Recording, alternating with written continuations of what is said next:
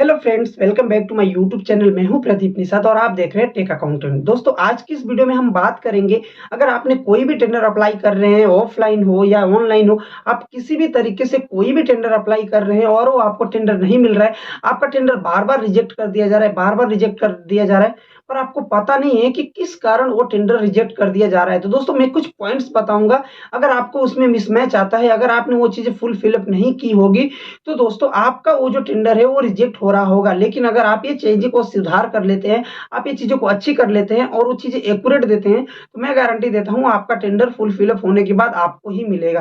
तो दोस्तों, tender government का हो या प्राइवेट का हो या किसी भी सेक्टर का हो, और आपने किसी भी माध्यम से उसे अप्लाई किया हो, या तो आपने ऑफलाइन अप्लाई किया हो या तो ऑनलाइन अप्लाई किया हो, कैसे भी अगर आपने वो किया होगा और वो टेंडर रिजेक्ट हो रहा है, तो उसका मेन कारण जो होता है दोस्तों, कुछ ही चीजें रहती हैं जिसकी वजह से टेंडर रिजेक्ट होता है। सबसे पहले हम बात करेंगे दोस्तों, जब भी हम टेंडर कोई भी अप्लाई करते हैं, ऑफलाइन या तो ऑनलाइन, उसकी जो भी हमारे पास टेंडर डिटेल रहती है, जो भी उसमें रिक्वायरमेंट होती है, उसको जब हम फुल फिलअप नहीं कर पाते हैं, उसमें कहीं ना कहीं हम पीछे रह जाते हैं, तो हमारा टेंडर रिजेक्ट होने के चांसेस बढ़ जाते हैं। लेकिन वहीं पर आपने जो टेंडर भरा है, उसकी जो भी लिस्ट ऑफ इंडेक्स है, जो भी डॉक्यूमेंट की रिक्वायरमेंट है, जो भी उस चीज में उसे में लग रही है, मतलब उन्होंने जो भी डॉक्यूमेंट मांगा हुआ है, उसमें अगर वो सारी चीजें दे रहे हैं और आपका जो रेट है वो कहीं ना कहीं मार्केट रेट के अकॉर्डिंग ही है, ज्यादा नहीं है, कम नहीं है।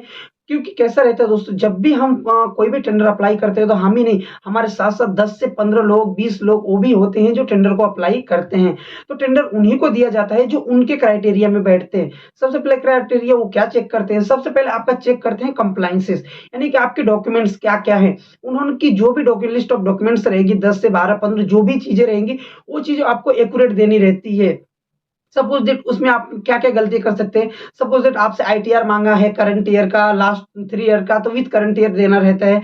आपकी बैलेंस शीट, आपके आईटीआर, आपके जीएसटी, आपके सोपेक्ट, और आप जो भी बिजनेस कर रहे हैं, आप जिसके लिए भी अप्लाई किए, जिस वर्क के लिए, उस वर्क का लाइसेंस, सबसे बड़ी बात होती है उस वर्क का लाइसेंस और ऑथोराइज सर्टिफिकेट आपके पास होना चाहिए।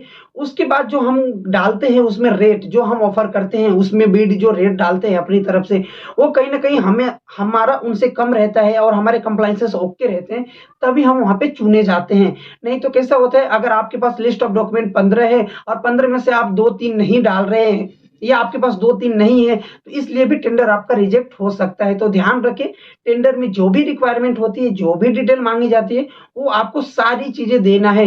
विथ मार्केट रेट के हिसाब से आपको अपना ऑफर डालना है, ताकि आपको ही टेंडर मिले, रिजेक्ट ना हो, दूसरे वेंडर को ना मिले। दूसरे वेंडर को टेंडर तभी मिलता है जब उनके पास सारी डिटेल होती है और उनका रेट जो एक्चुअल मार्केट रेट से मैच करता है और उनके बजट में भी आता है। गवर्नमेंट या प्राइवेट किसी भी सेक्टर का टेंडर होता है, उनके बजट में आता है। तो दोस्तों, इन्हीं सारी चीजों का आप ध्यान रखिए, ठीक है। और एक चीज जो होती है, सबसे मेन चीज ये, अगर कोई भी टेंडर है उसकी ईएमडी अमाउंट तो हो रही है। बहुत एमएसएमई में आते हैं, आपके पास एमएसएमई का सर्टिफिकेट है तो आप ईएमडी नहीं भरेंगे तो भी टेंडर अप्लाई कर सकते हैं। पर मेरा यही मानना है, आप कोई भी टेंडर भर रहे हैं तो ध्यान रखें, आपके पास एमएसएमई हो या ना हो, आपके अगर टेंडर ईएमडी अमाउंट भरने के मतलब कम है, 10-15 हजार, 20 हजार है, टेंडर अमाउंट ज्यादा है, तो आप उसे भर सकते हैं, क्योंकि ईएमडी अमाउंट फुल रिफंडेबल होता है।